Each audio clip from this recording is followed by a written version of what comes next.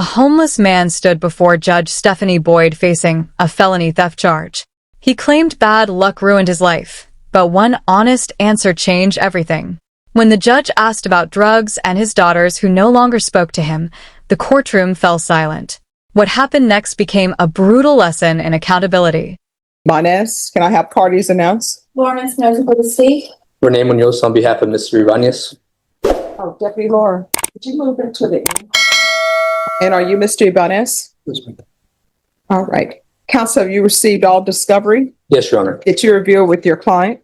I have, Your Honor. And probation, this is an application. Okay. And Mr. Ibanez, did you review the application for deferred adjudication with your attorney? Did you understand it and sign it? Okay. Okay. Court will find that the state is in compliance with discovery. Mr. Ibanez, did you review the true bill of indictment with your attorney? Did you understand it? Yes, I did. Counsel, do you waive the reading of the indictment? Yes, Judge. State, are you proceeding on the indictment as presented? Yes, sir. Did you review the court admonishments with your attorney? Did you understand it and sign it in all the appropriate places? Yes, I did. You're charged with theft of property, $2,500 to $30,000. That's a state jail felony. Range of punishment is anywhere from 180 days up to 2 years in the state jail facility and up to $10,000 fine. If you have a plea bargain agreement with the state, the court does not have to follow your plea. If for any reason the court does not follow your plea and gives you more than you bargained for, the fact that you entered a plea will not be used against you and you will be allowed to withdraw your plea. Did you understand? Yes, ma'am. You have a right to jury trial, a right for you or your attorney to cross-examine and confront any witnesses the state would call, and the right to remain silent. By entering this plea, you're giving up those rights. Did you intend to give up those rights and enter into a plea in this case? Yes, I did. Did you understand if the court were to grant your application for deferred adjudication, if for any reason your deferred adjudication were revoked, the court could find you guilty and sentence you up to a $10,000 fine and up to 2 years in the state jail facility? Yes, ma'am. Counsel, has your client been able to provide you with any defenses? He has. Do you believe he has a rational as well as a factual understanding of the charges against him? In my opinion, he does. Do you believe he's currently competent and was legally sane at the time of the offense? That is correct. Mr. Ibanez, has anyone threatened you, coerced you, or placed you in fear to get you to enter this plea? No, ma'am. Anyone promised you anything other than the plea? Are you satisfied with the way you have been represented? Yes. Yes, I am. Did you understand if you were not a U.S. citizen, by entering this plea, you could be deported, not allowed to re-enter into the United States, and be denied naturalization? Yes, ma'am. Court will find that defendant has knowingly and voluntarily waived his right to jury trial.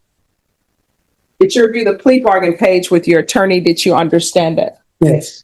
According to the plea, there's a $1,000 fine. State recommends deferred adjudication, and they're taking in consideration 2025 CR 009645. Did you understand that to be the plea? Yes. Defense? Yes, Your Honor. State? Yes, Your Honor. Did you review the waiver of appeal paragraph with your attorney? Yes, ma'am. Did you understand it and sign it in both places? Yes, ma'am. Oh, you can cross over. I'm just going for Sure. your attention. All right. You're welcome. Did you understand by signing that you're waiving your right to appeal? The only items that can be appealed are written pretrial motions that have been filed, heard, and ruled upon by the court. Did you understand? Yes, ma'am. Counsel, have there been any such motions? No, Your Honor. Outside the agreement, the state is recommending that your community supervision be for a term of 4 years. There be a TAP evaluation, 200 hours community service restitution, and no contact with Mary Escalona. Did you understand those were recommendations from the state, and the court does not have to follow those recommendations? Yes, ma'am, Your Honor. Then to the offenses charged, how do you plead? Yes. State, any evidence? Yes, Your Honor. State offers what's been marked as State's Exhibit 1 in all attachments. No objection. All right, state, you may be excused. Did you review the waiver and stipulations with your attorney?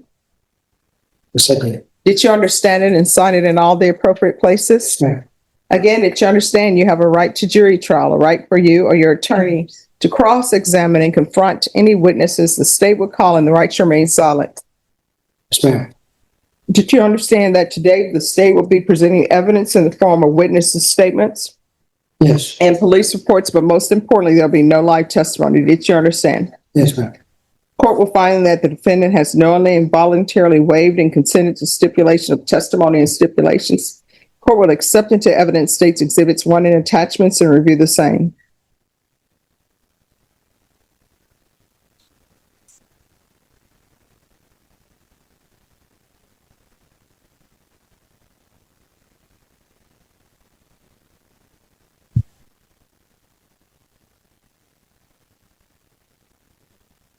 All right, after reviewing states exhibits 1 and attachments, the court will find there is sufficient evidence to find you guilty.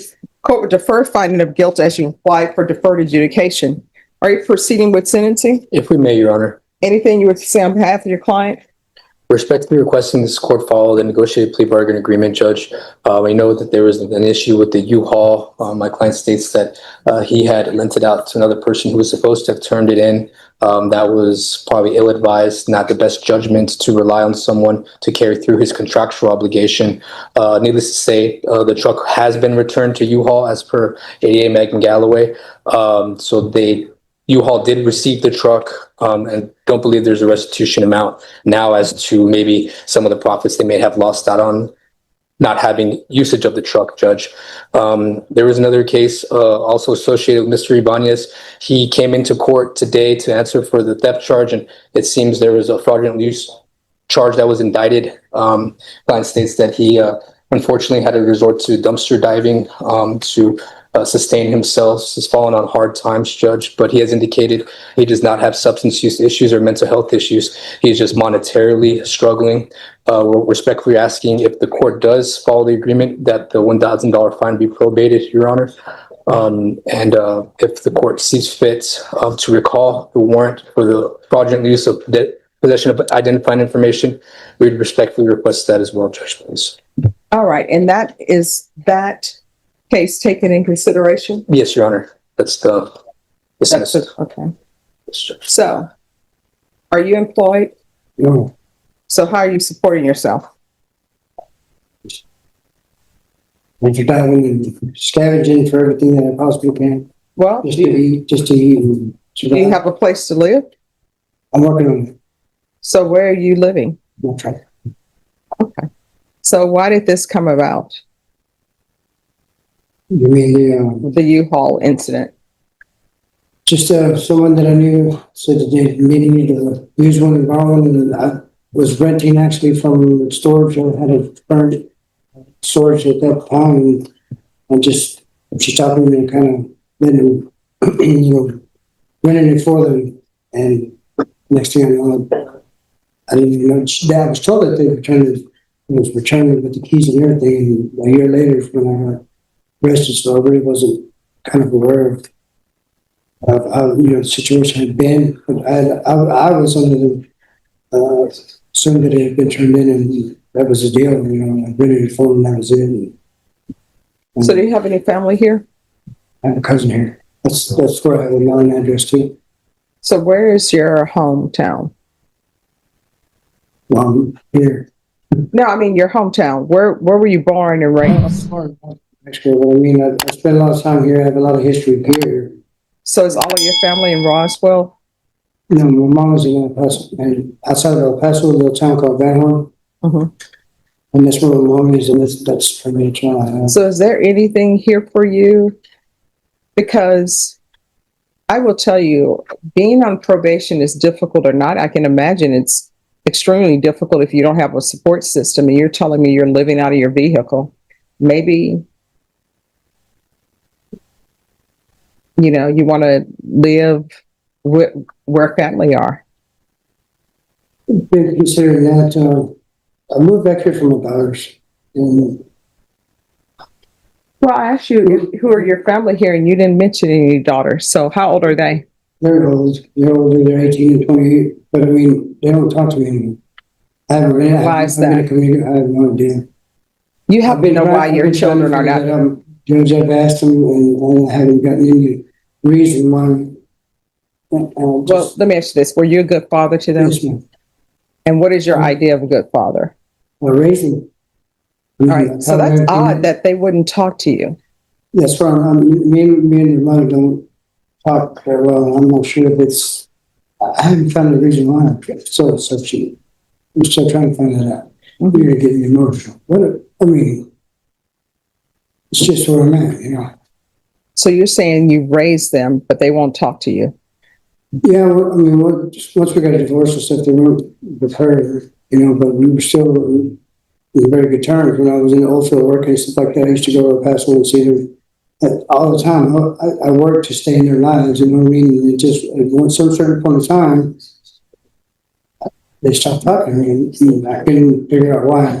I've always tried to be in their lives, but this time, my ex just kind of said that, Well, I wasn't will gonna tell you, you're gonna have to start taking a internal, evaluation of your life and find out whether or not being in San Antonio is best for you.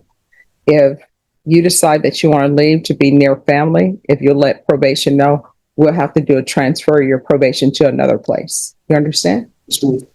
All right. But in this court, you're going to have to get employed. You understand? Court is going to sentence you to 4 years deferred adjudication. There's $1,000 fine to be probated. Take in consideration 2025 CR 009645. The warrant should be recalled in that case. There's to be no contact with Mary Escalona. Proof of employment within. Richard Ibanez walked into Judge Stephanie Boyd's courtroom facing a state jail felony theft charge connected to a missing U-Haul truck. At first, the case sounded straightforward. His attorney argued that Richard wasn't a hardened criminal. He claimed he had fallen on hard times, was struggling financially, and had trusted the wrong person with the rental truck. According to the defense, the vehicle had eventually been returned, and Richard was simply trying to survive. But Judge Stephanie Boyd wasn't interested in excuses. Instead, she started asking questions about Richard's life. Did he have a job? No. Did he have a stable place to live? No. In a shocking moment, Richard admitted he was living out of his truck. The courtroom atmosphere changed instantly. Judge Boyd recognized that this wasn't just a theft case. It was a man whose entire life appeared to be unraveling. Then she turned to something even more personal. Family. Richard revealed that he had 2 adult daughters who no longer spoke to him. When Judge Boyd asked why, he couldn't give a clear answer. He insisted he had been a good father. But the judge wasn't convinced. She challenged him directly, suggesting there were deeper issues he wasn't willing to confront. The exchange became emotional as Richard struggled to explain how his relationship with his children had completely collapsed. But the most dramatic moment was still ahead. Judge Boyd looked directly at him and asked a simple question. If you're drug tested today, what are the results going to be? At first, Richard hesitated. Then the judge pressed harder. Tell the truth. After a long pause, he finally admitted he had used drugs the day before. That confession changed everything. Judge Boyd immediately connected dots between his addiction, unstable lifestyle, failed relationships, and repeated legal troubles. Rather than sending him directly to jail, she chose a different path. But it came with strict conditions. She ordered 4 years of deferred adjudication, 200 hours of community service, regular random drug testing, monthly field visits, mandatory sober support meetings, a TAP evaluation, referral to Felony Drug Court, proof of employment, and constant reporting to probation. And she made one thing crystal clear. This was not a free pass. This was his last opportunity to rebuild his life. Before ending the hearing, Judge Boyd delivered a powerful warning. If he felt himself slipping back into old habits, he needed to reach out for help immediately, because another mistake could send him straight to jail. For Richard Ibanez, the sentence wasn't just punishment. It was a roadmap. Whether it becomes a path to redemption or a road back to prison is a decision only he can make. Did you review the document entitled Trial Court Certification of Defendant's Rights to Appeal with your attorney? Did you understand it and sign it? Yes. Because it's a plea bargain agreement, because I followed your plea bargain agreement, and because you waive your right to appeal, you do not have the court's permission to appeal. Do you understand? Yes, sir. Thank you too very much. All right, you're welcome. We can go off the record. You're going to have to make sure that you stay in touch with probation. If you think you're going to use, you need to pick up the phone and call probation or call somebody. Do you understand? Yes, sir. And I'm so sorry. Probation, if you're at sober support meetings for him, and we'll start with 60 and 60 days, and then Felony Drug Court will take over from there. Yes, sir. So when you leave here, I'm ordering that you do a sober support meeting today. You understand? Sure. All right. Thank you. Thank you, Your Honor.